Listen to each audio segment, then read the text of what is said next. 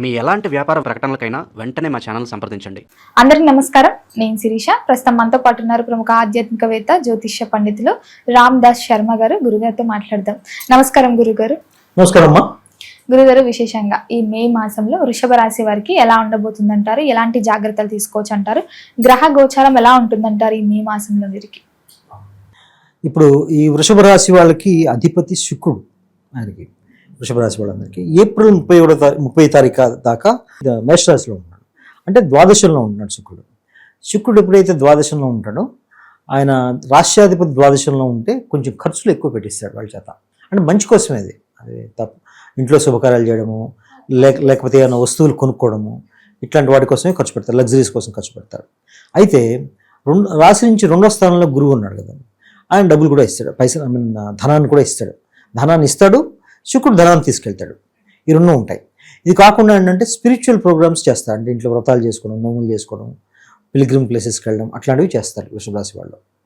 ఇప్పుడు వీళ్ళకి సింహంలో కేతు ఉన్నాడు. సింహం అంటే ఇప్పుడు వృషభ రాశి వాళ్ళకి 4వ స్థానం.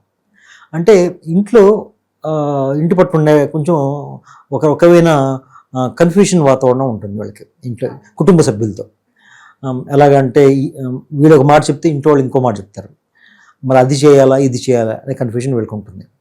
వీళ్ళకి ఉండదు, కానీ ఇంట్లో వాళ్ళ వల్ల వస్తుంది. వాళ్ళ వల్ల వీళ్ళకి వస్తుంది. మనం వేరే రాశి వాళ్ళకి అనుకున్నట్టు వాళ్ళకి ఉంటుంది.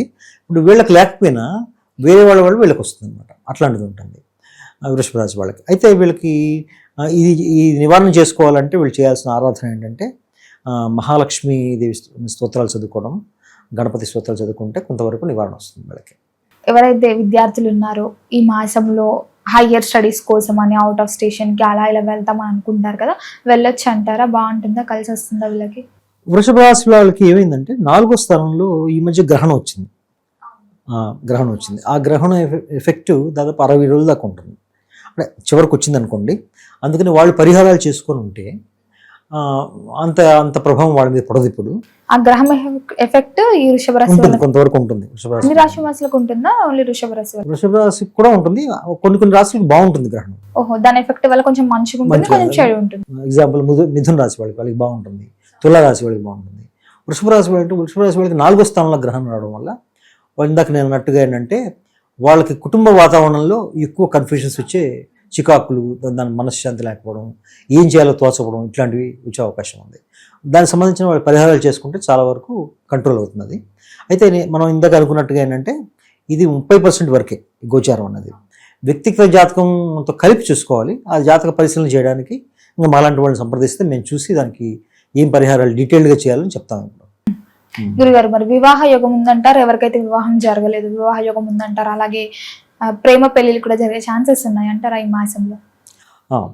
అయితే ఇప్పుడు ఈయన వివాహం సంబంధించి ఈ రాశి నుంచి 7వ రాశి చూడాలి. ఈ 7వ రాశి అంటే వృశ్చిక రాశి అవుతుంది. వృశ్చిక రాశి అధిపతి మీనంలో ఉన్నాడు కాబట్టి మీనంలో ఉన్నప్పటికీ కూడా శని మిగతా వాళ్ళతో కలిసి ఉన్నాడు కాబట్టి కొంచెం డిలేస్ ఉంటాయి.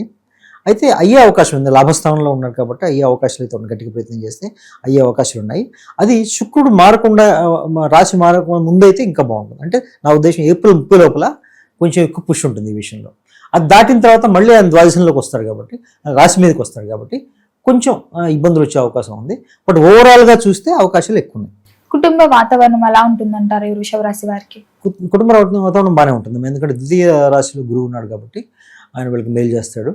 అయితే వృషభ రాశి వాళ్ళ గురువు బెనిఫిట్ కాకపోయినా కూడా గురువు తన స్వభావ రీత్యా కుటుంబ స్థానంలో ఉంటే మంచి జరుగుతుంది.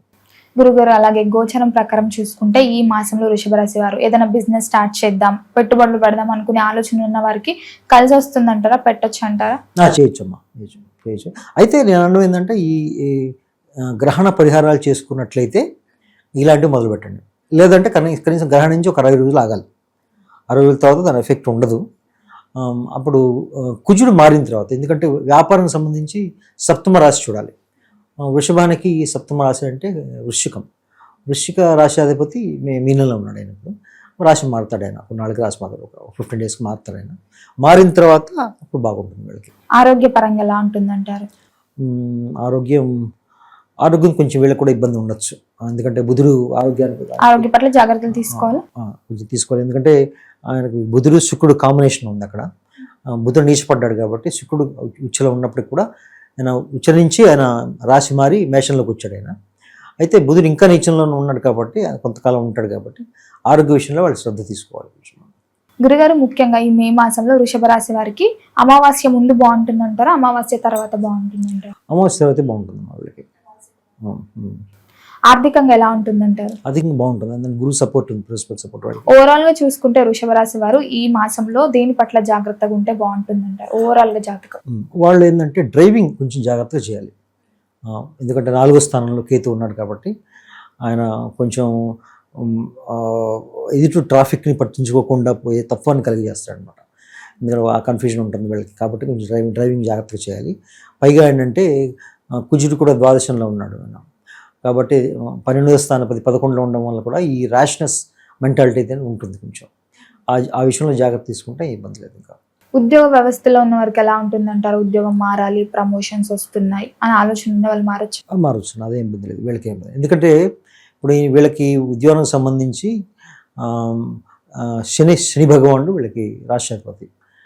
ఆయన వీళ్ళకి వృషభ రాశి వాళ్ళకి ఏకాదశంలో ఉన్నాడు కాబట్టి, పైగా వృషభ రాశి వాళ్ళకి శనిశ్వరుడు కారకుడు అంటే బయలు చేస్తాడు కాబట్టి అదేం ఇబ్బంది ఉండదు. మరి వృషభ రాశి వాళ్ళు ఏదైనా ప్రారంభిద్దాం అనుకుంటే ప్రథమార్థం బాగుంటుందంటారా, ద్వితీయార్థం అంటే ఫస్ట్ 15 days, సెకండ్ 15 days అంటారు? సెకండ్ 15 days బాగుంటుంది, అమావాస్య తర్వాత ఏదైనా బాగుంటుంది. మరి ఓవరాల్ గా చూసుకుంటే ఈ మాసంలో వీరికి ఏ దైవారాధన బాగుంటుందంటారు? ఎలాంటి పరిహారాలు చేసుకుంటే కలిసి వస్తుందంటారు? సో వీళ్ళు మహాలక్ష్మి ఆరాధన చేయాలమ్మా. మహాలక్ష్మి ఆరాధన, లక్ష్మీ గణపతి హోమం చేయించుకుంటే అది మంచి ఉపయోగకరంగా ఉంటుంది వాళ్ళకి. అలాగే రైతులకు ఎలా ఉంటుందంటారు గురుగారు? ఇప్పుడు రైతులకు సమయం కాదు ఈ నెల, ఎందుకంటే చాలా వరకు పంటలు కోసేస్తారు కదా. ఇప్పుడు వాళ్ళు ప్రత్యేకంగా ఇప్పుడు చేసేదేం లేదు వాళ్ళకి. అయితే విత్తనాలు నాటే టైంకి గ్రహస్థితి వాళ్ళకి బాగానే ఉంటుంది. అప్పటికి వర్షాలు పడే టైంకి వాళ్ళకి అంటే 4వ స్థానంలో కేతు ఉంటాడు కదా వీళ్ళకి. కేతు ఎక్కడైతే ఉంటాడో అక్కడంతా కన్ఫ్యూజన్ ఉంటుంది ప్రతి చోట. అయితే ఇప్పుడు వాళ్ళకి సమయం కూడా కాదు కాబట్టి ప్రత్యేకంగా దాని గురించి తీసుకోవాల్సిన జాగ్రత్త అయితే ఏం లేదు. సహజంగా చూసుకుంటే ఈ వృషభ రాశి వాళ్ళ బిహేవియర్ ఎలా ఉంటుందంటారు? వాళ్ళు మంచి రొమాంటిక్ పీపుల్ వృషభ రాశి వాళ్ళు. ఎందుకంటే శుక్రుడు అధిష్టాన రాశి కదా, రాశాధిపతి అయినా. వృషభ రాశి వాళ్ళు తులారాశి వాళ్ళు ఇద్దరు రాశులకి శుక్రుడే అధిపతి కాబట్టి మంచి రొమాంటిక్ మూడ్లో ఉంటారు వాళ్ళు. సో వాళ్ళకన్నీ కలిసి వస్తాయి కూడా, వాళ్ళకి గ్రహచారం బాగుంటే వాళ్ళకి కలిసి వస్తాయి కూడా. గురుగారు, మొత్తం మీద ఈ మే మాసంలో వృషభ రాశి వారికి ఎలా ఉండబోతుంది, ఎలాంటి జాగ్రత్తలు తీసుకోవాలి తెలియజేసినందుకు ధన్యవాదాలండి. ధన్యవాదాలు.